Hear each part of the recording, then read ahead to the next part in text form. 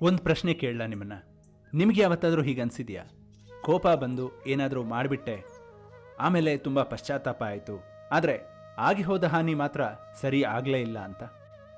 ಅದೇ ಕೋಪ ಅನ್ನೋದು ಒಂದು ಕ್ಷಣದ ಬೆಂಕಿ, ಆದರೆ ಅದು ನಮ್ಮ ಜ್ಞಾನ, ಸಂಬಂಧ ಮತ್ತು ಜೀವನವನ್ನೇ ಸುಟ್ಟು ಬಿಡುತ್ತೆ.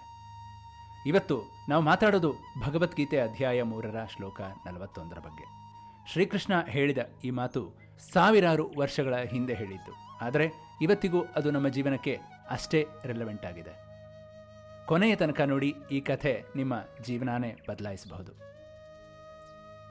ಶ್ಲೋಕ ಹೀಗಿದೆ: ತಸ್ಮಾತ್ ತ್ವಂ ಇಂದ್ರಿಯಾಣ್ಯಾದ್ಯೌ ನಿಯಮ್ಯ ಭರತರ್ಷಭ ಪಾಪ್ಮಾನಂ ವಜ್ರಹೀಹೀನಂ ಜ್ಞಾನ ವಿಜ್ಞಾನನಾಶನಂ. ಇದರ ಅರ್ಥ ಕೃಷ್ಣ ಅರ್ಜುನನಿಗೆ ಹೇಳ್ತಿರೋದು, ಭರತ ವಂಶದ ಶ್ರೇಷ್ಠನಾದ ಅರ್ಜುನ, ಮೊದಲು ನಿನ್ನ ಇಂದ್ರಿಯಗಳನ್ನು ನಿಯಂತ್ರಿಸು. ಜ್ಞಾನ ಮತ್ತು ವಿಜ್ಞಾನವನ್ನು ನಾಶ ಮಾಡುವ ಈ ಮಹಾಪಾಪಿಯನ್ನು, ಅಂದರೆ ಕಾಮ ಮತ್ತು ಕ್ರೋಧವನ್ನು ಈಗಲೇ ತ್ಯಜಿಸು. ಅರ್ಜುನನಿಗೆ ಮಾತ್ರ ಅಲ್ಲ, ನಮಗೆಲ್ಲರಿಗೂ. ನೋಡಿ, ಈ ಶ್ಲೋಕದಲ್ಲಿ 3 ಮುಖ್ಯ ವಿಷಯ ಇದೆ. ಒಂದು, ಇಂದ್ರಿಯಗಳಾದ ನಮ್ಮ ಕಣ್ಣು, ಕಿವಿ, ಮನಸ್ಸುಗಳನ್ನು ನಿಯಂತ್ರಿಸು. ಇವುಗಳು ನಮ್ಮ ಮಾತು ಕೇಳಬೇಕೇ ಹೊರತು ಅವುಗಳ ಮಾತು ನಾವು ಕೇಳಬಾರದು. ಎರಡನೇದು, ಕಾಮ ಮತ್ತು ಕ್ರೋಧ ಇವು ಪಾಪಿಗಳು. ಇಲ್ಲಿ ಕಾಮ ಅಂದರೆ ಕೇವಲ ದೈಹಿಕ ಆಸೆ ಅಲ್ಲ, ಅತಿಯಾದ ದುರಾಸೆ, ದುರಾಕ್ರಮಣ, ಮತ್ತೊಬ್ಬರ ಮೇಲೆ ಅತಿಯಾದ ಅವಲಂಬನೆ. ಇವೆಲ್ಲ ಕಾಮ, ಕ್ರೋಧ ಅಂದರೆ ಕೋಪ, ಸಣ್ಣ ಸಣ್ಣ ವಿಷಯಕ್ಕೂ ಭುಗಿಲೇಳೋ ಸ್ವಭಾವ. ಮೂರನೇದು, ಇವು ಜ್ಞಾನ ಮತ್ತು ವಿಜ್ಞಾನ ಎರಡನ್ನೂ ನಾಶ ಮಾಡುತ್ತೆ. ಅಂದರೆ ನಿಮ್ಮ ಓದು, ಬುದ್ಧಿ, ಅನುಭವ ಎಲ್ಲವೂ ಕ್ಷಣ ಮಾತ್ರದ ಕೋಪದಲ್ಲಿ 0 ಆಗಿಬಿಡುತ್ತೆ. ಇದನ್ನು ಅರ್ಥ ಮಾಡ್ಕೊಳ್ಳೋಕ್ಕೆ ಒಂದು ಕಥೆ ಕೇಳಿ. ಬೆಂಗಳೂರಿನ ಜಯನಗರದಲ್ಲಿ ಒಂದು ಸಣ್ಣ ಮನೆಯಲ್ಲಿ ಕಾರ್ತಿಕ್ ಅನ್ನೋ 21 ವರ್ಷದ ಹುಡುಗ ಇದ್ದ. ತಂದೆ ಆಟೋ ಓಡಿಸೋರು, ತಾಯಿ ಮನೆ ಕೆಲಸ ಮಾಡ್ತಿದ್ರು, ತಾತ ನಿವೃತ್ತಿ ಶಾಲೆ ಮೇಷ್ಟ್ರು. ಕಾರ್ತಿಕ್ ಮನೆತನ ಸಾಮಾನ್ಯ ಆಗಿತ್ತು, ಆದರೆ ಅವನ ಕನಸು ದೊಡ್ಡದಾಗಿತ್ತು. ಸಾಫ್ಟ್ವೇರ್ ಕಂಪನಿಯಲ್ಲಿ ಕೆಲಸ ಮಾಡಬೇಕು, ಒಳ್ಳೆ ಜೀವನ ನಡೆಸಬೇಕು ಅಂತ.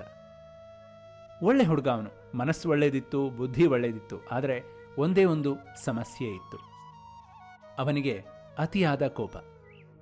ಯಾರು ಒಂದು ಮಾತು ಹೇಳಿದರೂ ಭುಗಿಲೇಳ್ತಿದ್ದ.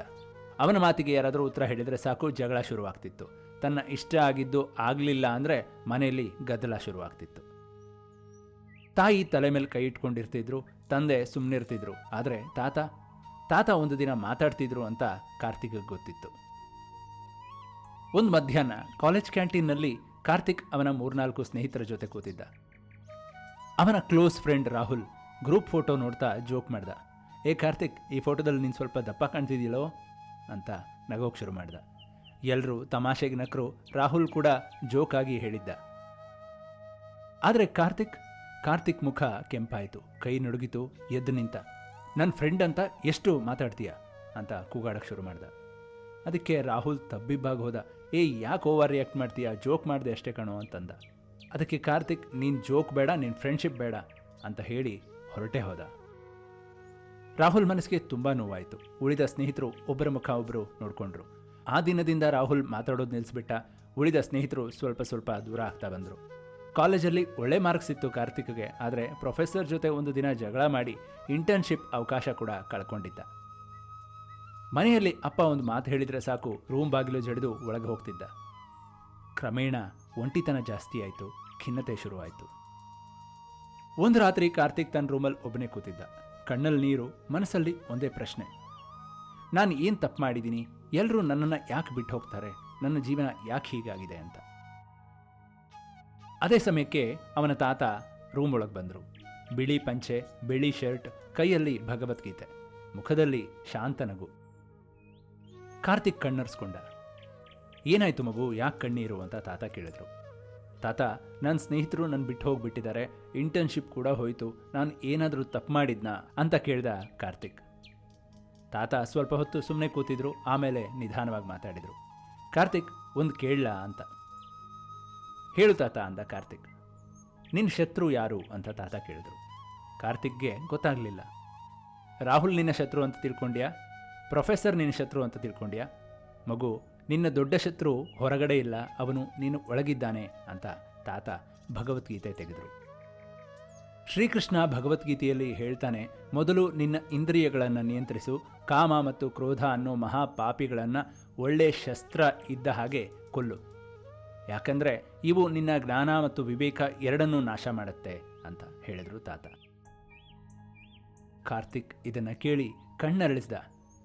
ತಾತ ಮಾತು ಮುಂದುವರೆಸಿದ್ರು, ನೋಡು ಮಗು, ನೀನು ಒಳ್ಳೆ ಓದಿದೀಯಾ, ಬುದ್ಧಿ ಇದೆ, ಮನಸ್ಸು ಒಳ್ಳೆಯದು, ಆದರೆ ಒಂದು ಕ್ಷಣದ ಕೋಪ ಅದನ್ನೆಲ್ಲ ನಾಶ ಮಾಡಿಬಿಡುತ್ತೆ.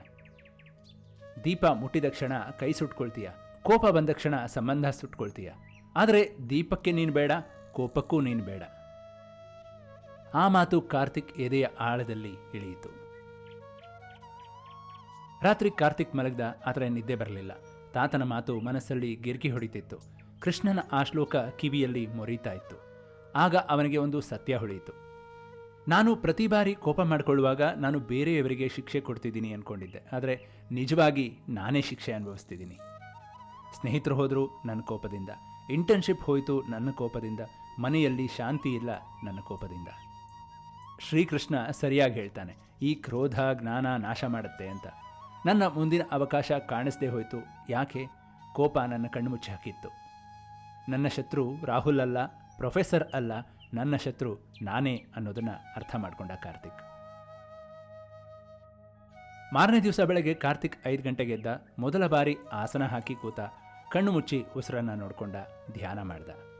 ಸ್ವಲ್ಪ ಕಷ್ಟ ಆಯಿತು. ಮೊದಲು ಮನಸ್ಸು ಕುಣಿತಿತ್ತು, ಆದರೆ ಅವನು ನಿಲ್ಲಿಸಲಿಲ್ಲ. 1 ವಾರ, 2 ವಾರ, 1 ತಿಂಗಳು, ನಿಧಾನಕ್ಕೆ ಬದಲಾವಣೆ ಕಾಣಿಸೋಕೆ ಶುರುವಾಯಿತು. ಕೋಪ ಬಂದಾಗ ತಕ್ಷಣ ಪ್ರತಿಕ್ರಿಯೆ ಕೊಡದೆ ನಿಲ್ಲೋದು ಕಲಿತ. 3 ಉಸಿರು ತೆಗೆದ, ಆಲೋಚಿಸಿದ, ಆಮೇಲೆ ಮಾತಾಡ್ದ. ಒಂದು ದಿನ ರಾಹುಲ್ಗೆ ಫೋನ್ ಮಾಡ್ದ. ರಾಹುಲ್, ಅವತ್ತು ನಾನು ಓವರ್ ರಿಯಾಕ್ಟ್ ಮಾಡಿದೆ, ಅದು ತಪ್ಪು, ಸಾರಿ ಕಣೋ ಅಂತ ಕೇಳ್ದ. ಆ ಕಡೆಯಿಂದ ರಾಹುಲ್, ಬಿಡೋ, ನಾನು ಸ್ವಲ್ಪ ಹೆಚ್ಚಾಗಿ ಹೇಳಿದೆ, ಯಾವಾಗ ಸಿಗ್ತೀಯಾ ಅಂತ ಕೇಳ್ದ. ಕ್ರಮೇಣ ಸ್ನೇಹಿತರು ಮತ್ತೆ ಸೇರಿದ್ರು. ಮನೆಯಲ್ಲಿ ಶಾಂತಿ ಬಂತು, ಹೊಸ ಅವಕಾಶಗಳು ಬಂತು. ಕಾರ್ತಿಕ್ ಬದಲಾಗಲಿಲ್ಲ, ಆದರೆ ಕಾರ್ತಿಕ್ ನಿಜವಾದ ಕಾರ್ತಿಕ್ ಆದ. ಕಾರ್ತಿಕ್ ಕಲಿತ ಪಾಠ ನಾವು ಕೂಡ ಕಲಿಯೋಣ.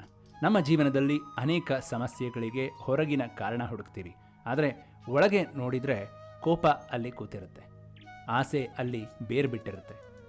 ಶ್ರೀಕೃಷ್ಣ ಸ್ಪಷ್ಟವಾಗಿ ಹೇಳ್ತಾನೆ, ಮೊದಲು ಇಂದ್ರಿಯಗಳನ್ನು ನಿಯಂತ್ರಿಸು, ಆನಂತರ ಮಾತ್ರ ಜ್ಞಾನ, ಶಾಂತಿ, ಯಶಸ್ಸು ಸಾಧ್ಯ ಅಂತ. ನಿಜವಾದ ಗೆಲುವು ಯಾವುದು ಅಂತ ಗೊತ್ತಾ? ಬೇರೆಯವರ ಮೇಲೆ ಕೋಪ ತೋರಿಸೋದಲ್ಲ, ಬೇರೆಯವರಿಗಿಂತ ಜಾಸ್ತಿ ಸಂಪಾದನೆ ಮಾಡೋದು ಅಲ್ಲ. ನಿಜವಾದ ಗೆಲುವು ನಿನ್ನ ಮನಸ್ಸನ್ನು ನೀನೇ ಗೆಲ್ಲೋದು. ಈ ವಿಡಿಯೋ ನೋಡ್ತಿರೋ ನೀವು ಇವತ್ತಿಂದ ಒಂದೇ ಒಂದು ಪ್ರತಿಜ್ಞೆ ಮಾಡಿ. ಕೋಪ ಬಂದಾಗ 3 ಉಸಿರಾಟ ತಗೊಳ್ತೀನಿ, ಆಸೆ ಜಾಸ್ತಿ ಆದಾಗ ಎಚ್ಚರಗೊಳ್ತೀನಿ ಮತ್ತು ಪ್ರತಿದಿನ ಸ್ವಲ್ಪ ಹೊತ್ತು ಮನಸ್ಸಿನ ಜೊತೆ ಇರ್ತೀನಿ ಅಂತ. ಅದೇ ಭಗವದ್ಗೀತೆ ನಮಗೆ ಹೇಳ್ತಿರುವಂಥ ಸಂದೇಶ.